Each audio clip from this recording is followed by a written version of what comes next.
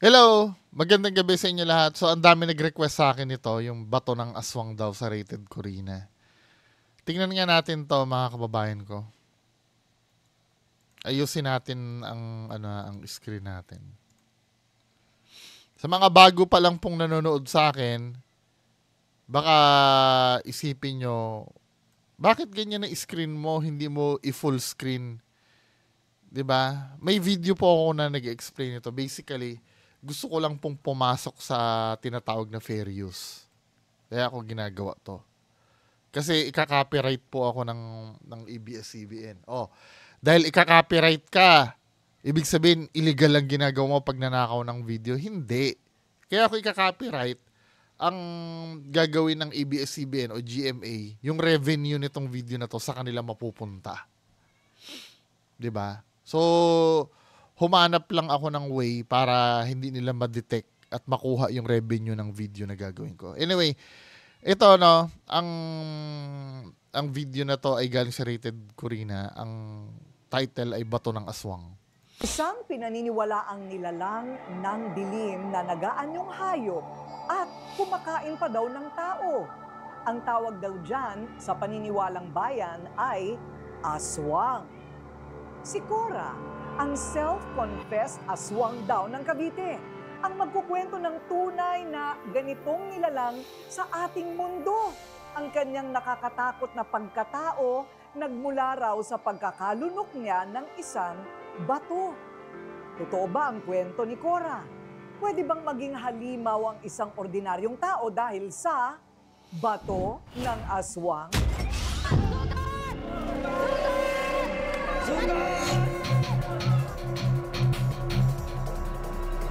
Patayin! Ayun! Ayun!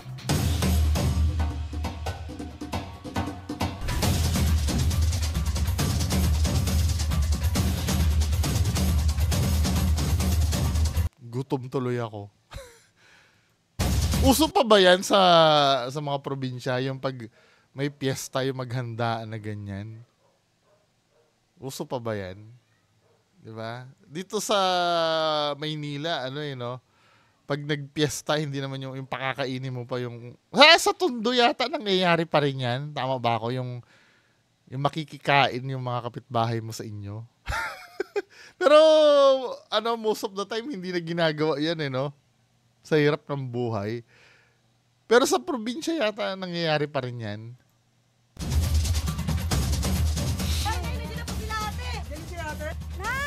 Mahigit 2 taon nang nakaraan, mula sa Cavite, dumayo pa sa Pililla Rizal ang magkapatid para makisaya sa fiesta.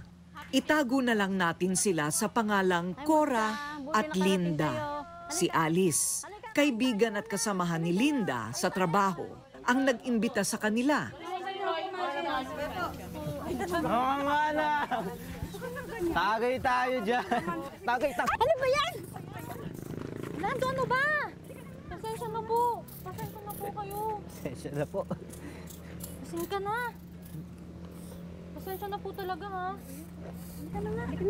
Wait lang po. Saan po ba kayo pupunta? May pupuntahan pa kami dyan. Kung gusto niyo po, makijoin na lang po kayo dito sa amin. Wag na, salamat na lang. Sige po, pero tayo lang po, ha? Huwag po kayong pupunta dyan sa kabila, ha? Dun sa dulo. Bakit ho? Jewet pa sila, no? Bakit ho? Yung buong pamilya daw po na yun is mga aswang. Binaliwala nila ang babala dahil hindi Unang red flag, let's say, halimbawa, aswang yung, kilalang aswang yung, may tinutukoy 'di ba? Bakit hindi niyo papalayasin dun sa nyo? Dun sa lugar nyo? Aswang pala yun. Dahil wala ebidensya. Hindi, paano nyo nasabing aswang yun kung wala kay ebidensya? 'Di ba? Katulad ng description ni Rated Corina kanina, ni Corina Sanchez, 'di ba? Ang aswang kumakain ng tao. Salot 'yan 'Di ba? May balita siguro na namamatay sa inyo niyan dahil sa aswang tapos hindi nyo palalayasin sa lugar 'yon. 'Di ba? Alam nyo kasi na na pag nakapunta sa kinaukulan 'yon, baka kayo pa yung mabaliktad.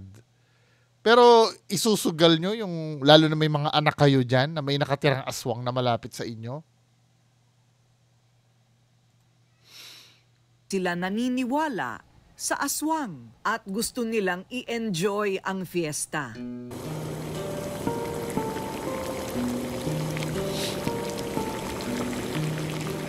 Wala silang kamalay-malay na ang pagpunta nila sa pangatlong bahay para maghapunan. Ang masakit pa, minention pa yung lugar sa Rizal. Pamiyesta natin, ha? So, ito talagang rated K, no? Hindi nila iniisip yung magiging ng lugar. Sa panangalian, may hapunan pa. Saka makeup pa si ate. Mauuwi pala sa kaba, kutob at kilabot.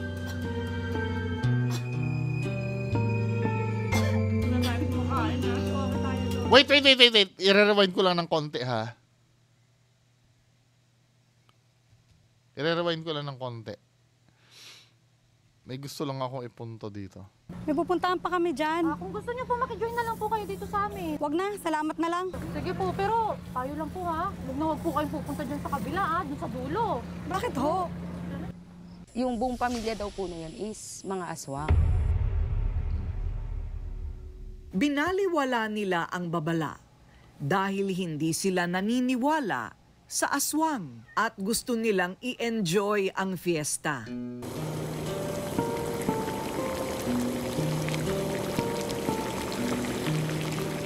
Wala silang kamalay-malay na ang pagpunta nila sa pangatlong bahay para maghapunan. Pamiyesta natin, ha? Ito, another red flag na naman, mga kababayan ko. Let's say gusto mong i-enjoy yung piyesta. So, sa makatwid, lahat yan, hindi mo kilala lahat yan. May nag-warning na sa'yo. Hindi mo ba susundin? Kahit pa sabihin mong hindi totoo. Para lang maging safe, pwede ka naman mag-enjoy nang sinusunod mo yung payo sa'yo eh. Ano ka, patay gutom?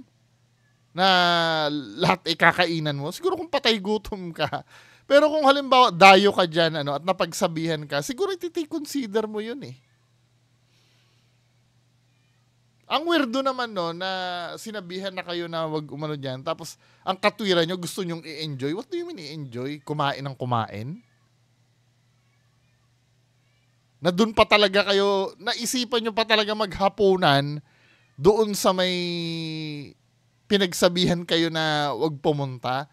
Kahit na siguro pabiro yun, na sinabi sa inyo, siguro magmamarka sa inyo yun eh. Na wag gawin yung binabala sa inyo. Pero, di ba, dito pa lang weak yung foundation ng story eh. Parang ganito yan, mga kababayan ko, dito sa lugar namin. Ikaw, dayo ka. Ikaw na nanonood sa akin. Makinig ka muna sa akin. Dayo ka dito, Siyempre, hindi mo kami kilala lahat dito. Now, napadaan ka dyan sa harap ko. Sinabihan kita, Oy, welcome kayo sa amin pero mag-ingat kayo dito sa kapitbahay ko sa tabi. Diba? Yan ay parang seryoso pa ang pagbababala ko sa'yo eh. Yan po ay kasi napapabalita sa amin na aswang na yan. Siguro kahit na mabubulshitan ka sa istorya ko, iti-take consider mo yun eh. Diba? Iti-take consider mo yun dahil ang iisipin mo, taga dito ako, alam ko kung anong meron dito. Pero dahil matigas ang ulo, dahil gusto mo mag-enjoy, siguro ang enjoy makikain. Ewan ko, weak yung foundation ng istorya nila. Sa paligid ng panangalian, may hapunan pa.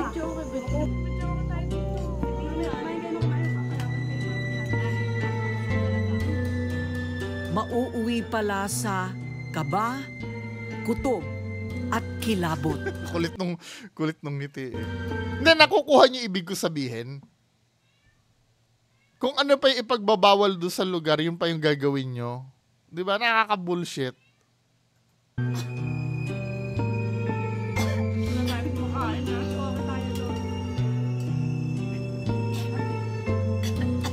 Karaniwan naman sa munggo may mga matigas. Pero yun po parang ibang klase. Ate, anong nangyari sa'yo? Tubig! Ate! Tubig! Ate! Anong nangyari sa'yo? Uy!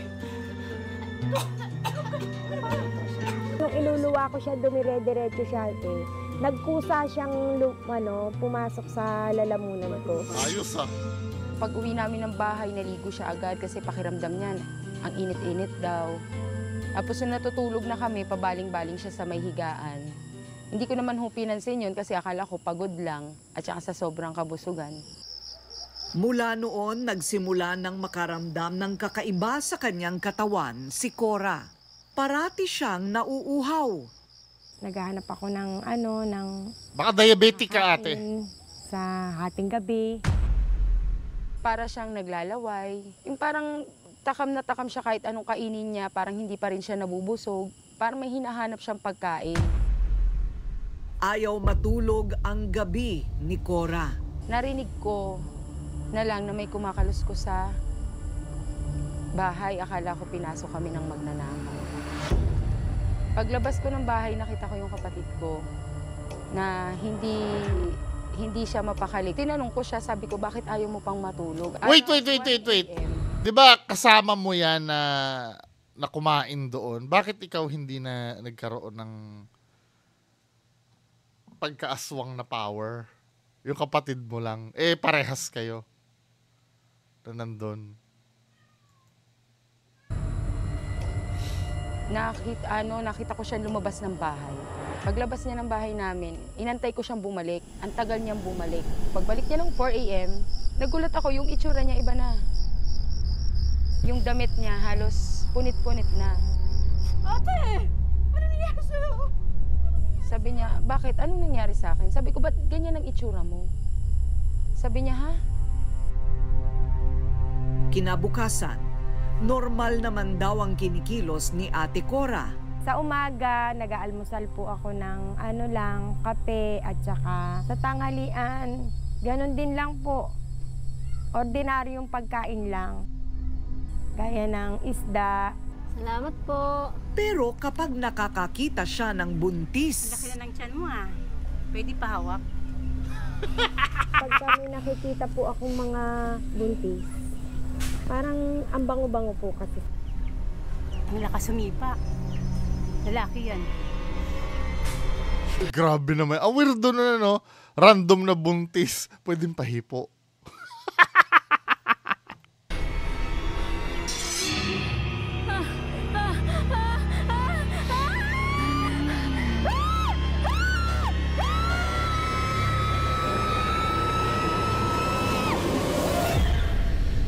Grabe gumawa ng reenactment. sabit ng dilim. Kinakabahan na naman si Linda. Nararamdaman ko na naman may kumakalos kasi. Tapos, sinilip ko siya sa may pintuan, hindi ako lumabas, hindi ako nagpakita sa kanya. Bigla siyang umalis. Pagsilip ko sa labas ng bahay, nakakita ako ng malaking aso. Sobrang laking aso.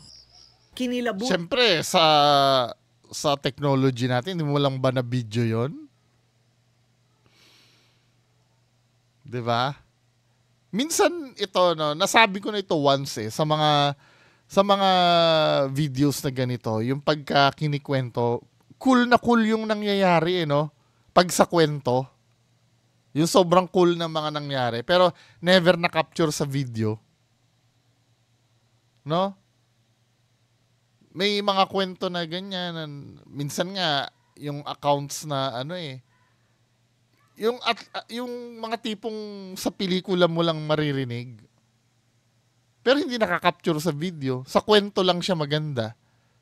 Tapos pagka inimbestigahan na, hindi na makikita kung paano siya kinwento nung saksi.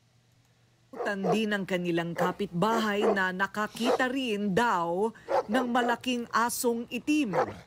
Hanggang isang madaling araw, papauwi na si Linda galing sa trabaho. Habang papalapit siya sa bahay, umaalingasaw daw ang lansa ng dugo sa buong paligid. Wala na siyang damit, ang baho ng amoy niya, sobrang lansahin na hindi mo maintindihan. Tapos meron na siyang dugo sa dito niya. So may nabiktima na siya, ano? May nabiktima. So sinasabi aswang ito.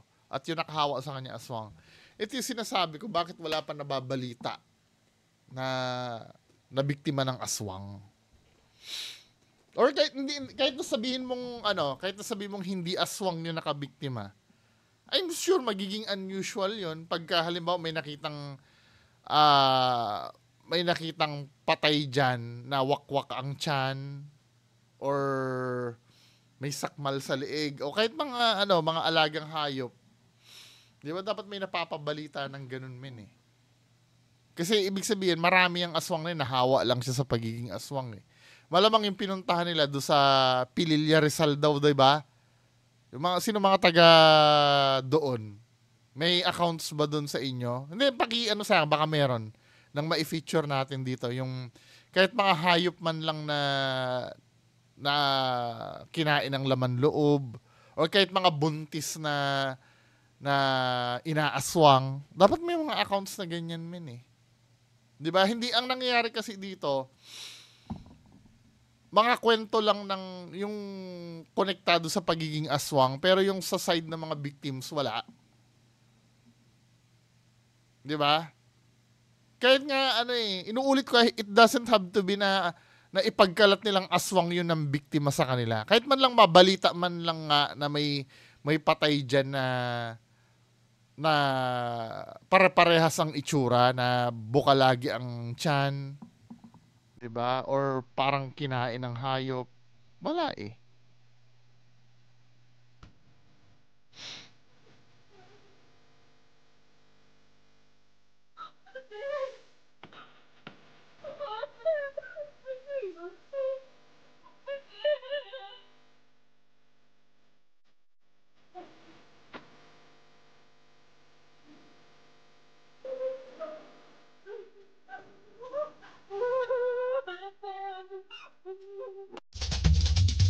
Ang masayang fiesta naging takot kapag naaalala nila.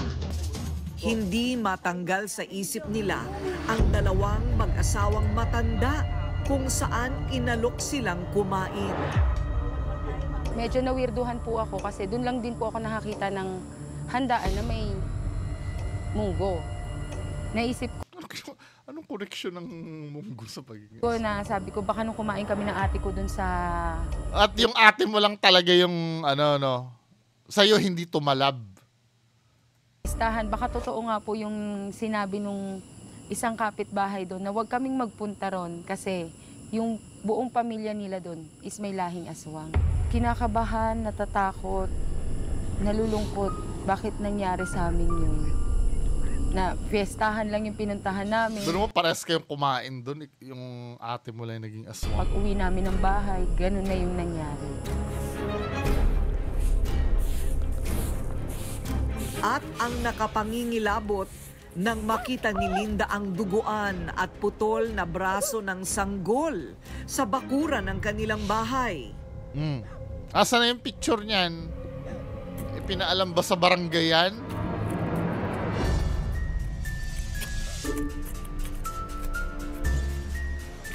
Binaon niya lang, Takot na baka may makakita, ibinaon niya sa lupa.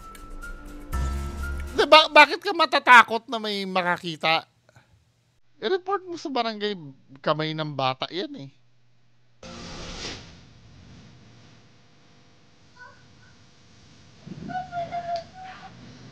Asan na po ko? Nawawala na po ko. Asan na po ko? Siyempre sa side na naman ng biktima, wala na namang na-interview doon. Dapat sa lugar na yun, may nawala bang baby doon? Sorry kung feeling nyo kontra ako ng kontra. Kasi bullshit na bullshit talaga ako doon sa storya, sa totoo lang. Kinakabahan si Linda dahil hindi habang panahon maitatago ang lihim ng kanyang ate Cora. Guni-guni lang ba ni Linda nang makita niyang nagbago ng anyo ang kanyang kapatid at naging aswang nga?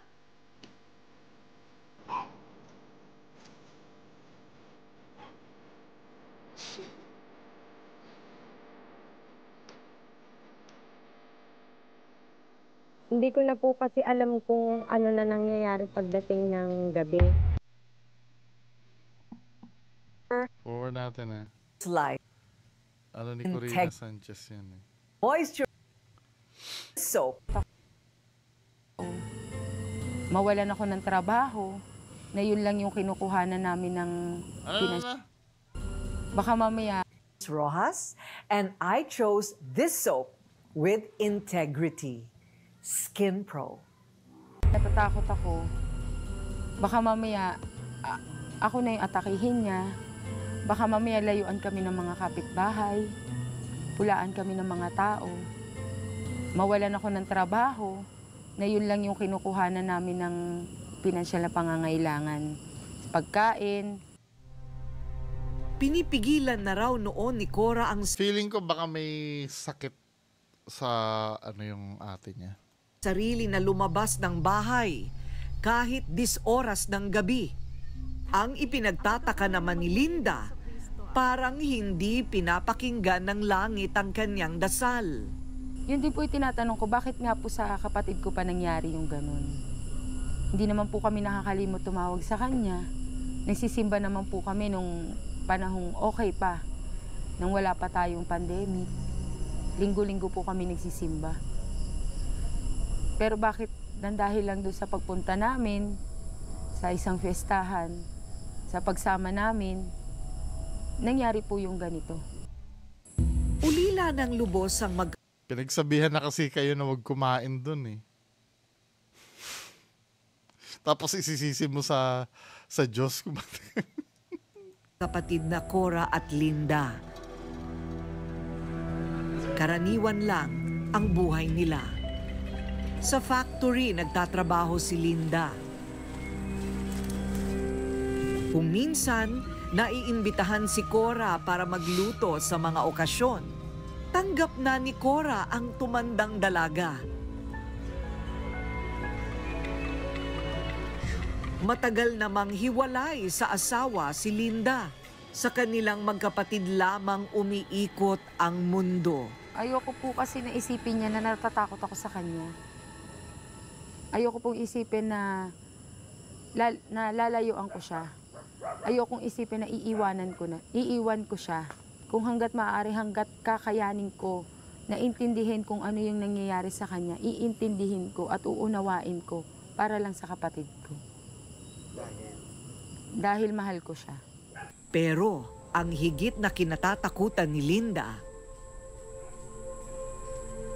ang malagim na kahihinat na ng kanyang kapatid.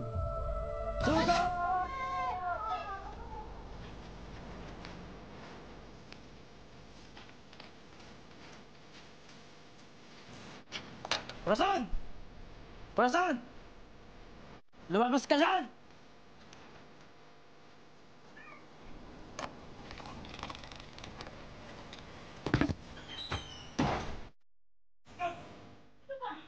Pinatay mo yung anak ko!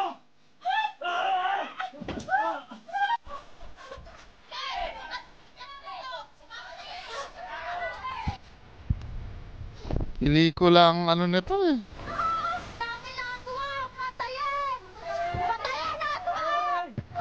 Ganyan na ba ang mangyayari ngayon? Ginagawa niyo naman tanga yung mga tao. Kung halimbawa, let's say, aswang, papabarangay niya, hingi kayo ng tulong sa barangay. Doon kayo mag-usap. Hindi ganyan. Parang ginagawa niyong pelikula yung, ano eh.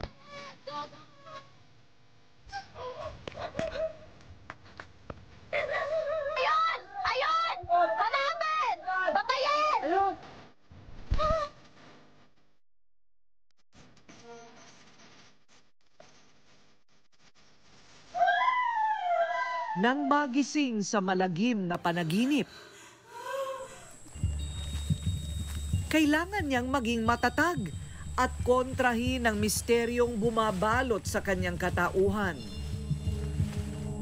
Dahil sa takot na baka maging biktima niya ang kapatid, buong tapang na ikinwento nila Cora at Linda sa albularyo, ang kababalaghang hindi nila lubos maisip na mangyayari sa kanilang buhay. Gusto ko pong magpagamot. Gusto ko na po kasing maging normal uli yung buhay ko. Nung una, hindi ko po siya napatingin kagad sa manggagamot. Kasi siguro, hindi naman po maniniwala sa akin yung mga doktor. Pag sinabi ko po sa kanya na sa Hindi kanila... talaga. Hindi talaga. Diba? However, magkakaroon ng professional na opinion yan sa ano. Hindi, bakit mo nasabing aswang? Substantial ba yung evidence mo na yan ay aswang? At yung binaon mo yung ano, yung kamay ng bata. 'Di ba? Yun na ba 'yon? San mo binaon 'yon? O dahil natatakot ka pero ikinwento mo may binaon kang kamay ng bata. Pero natatakot ka nung time na 'yon. Na ganun yung nangyayari sa kapatid ko. Kaya ako Nagpa-interview ka nga eh. natignan sa isang manggagamot kasi napanood ko po siya sa sa TV. Habang nagpapahinga ako galing trabaho. Yung sinubukan ko po siyang kontakin, sinubukan ko pong humingi ng tulong. Sa ritual ng albularyo sa Cavite, Dito, pailamin kita neto ng midasal. So, sumuka ka kung sumuka ka ha, isuka mo. Kanan, kamay pagtanggap. Tanggalin mo yung mask mo.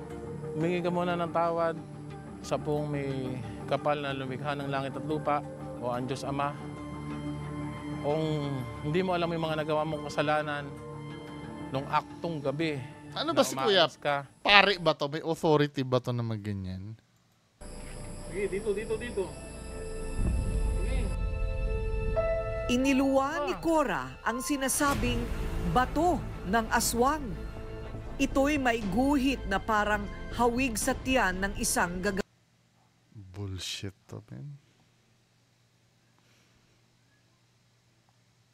Bullshit. Kasi, yung masusuka na si ate. Ito ha, susuka siya, wala siyang mask. Dito. Wala siyang mask. Then ito, may mask na uli siya dun sa bibig. Kita nyo? Ayun o, may something na agad siya dun sa bibig. May mask na siya dun sa bibig. Iniluwa ni Cora ang sinasabing bato ng aswang. Ito'y may guhit na parang hawig sa tiyan ng isang gagamba. May mask ba siya nun? Ulitin ko nga. Kasi, di ba may mask siya, no? Humingi ka muna ng tawad sa pong Inalis niya. kapal na lumikha ng langit at lupa o ang Diyos Ama. Kung hindi mo alam yung mga nagawa mo. Inalis niya yung mask, di ba? Ay, sorry, hindi niyo pala nakikita. Ulitin natin.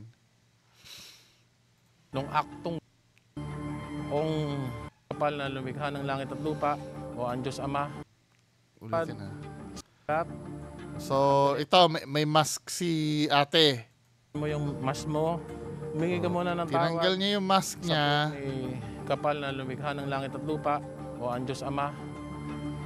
Kung hindi mo alam yung mga nagawa mong kasalanan nung aktong gabi na umaalis ka. So, susuka siya ngayon. Wala siyang mask. Dito. Ito, may mask ba? May putido sa kamay eh.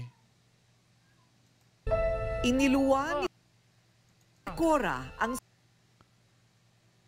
sinasabing bato ng aswang. Ano ba? Saan napunta yung mask ni ate?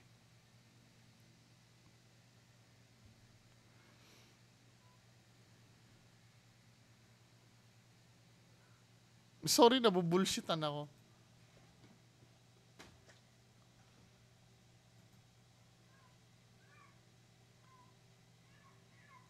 Pag masusuka ka ba, gaganon ka?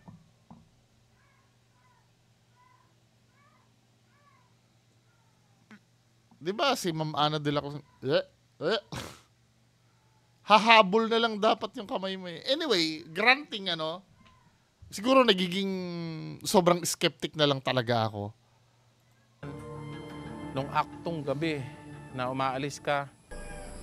Sige, dito. Pero sorry ha, di malay mo, totoo naman na sinuka niya talaga.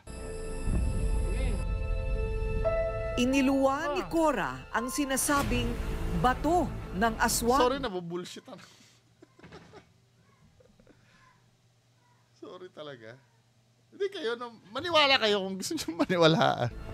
Ito'y may guhit na parang hawig sa tiyan ng isang gagamba. Paniwala ng albularyo, may aswang na nanghawa kay Cora.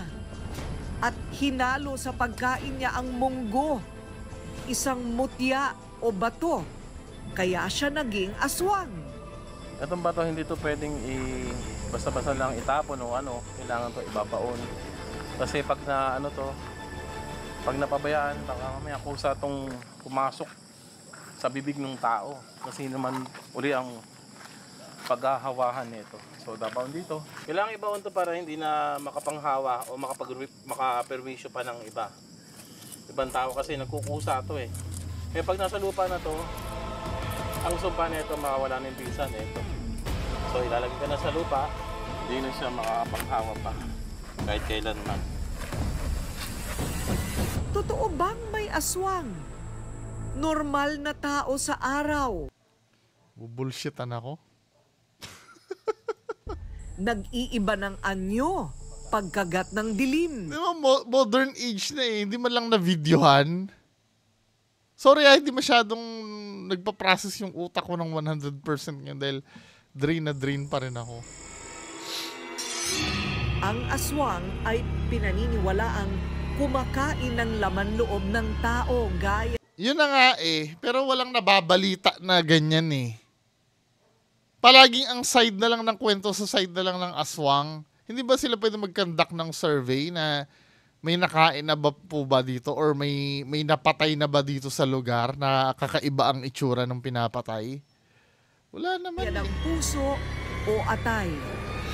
Ito'y bahagi na ng kwentong bayan na nagpasalin-salin sa henerasyon ng ating mga ninuno. Hanggang sa modernong panahon, may naniniwala pa rin sa aswang. Maraming nagsasabi na kwentong matatanda lang daw ho. Hindi naman daw totoo ang aswang. Una po talaga hindi ako naniniwala. Pero dito sa na-experience lang to, naniniwala na po ako na totoo pala. Hindi mo nga na-back upan yung istorya eh. Anong, puro kwento din lang naman yung sinabi niya eh. Matuto po tayong makiramdam sa mga kasama rin natin. Kung ang Diyos ay nasa pamamahay na yon, o kung ang Diyos ay nasa tao na yon, the devil cannot be there at the same time. Kapag ka nandiyan ang Diyos sa'yo, hindi mo kailangang matakot.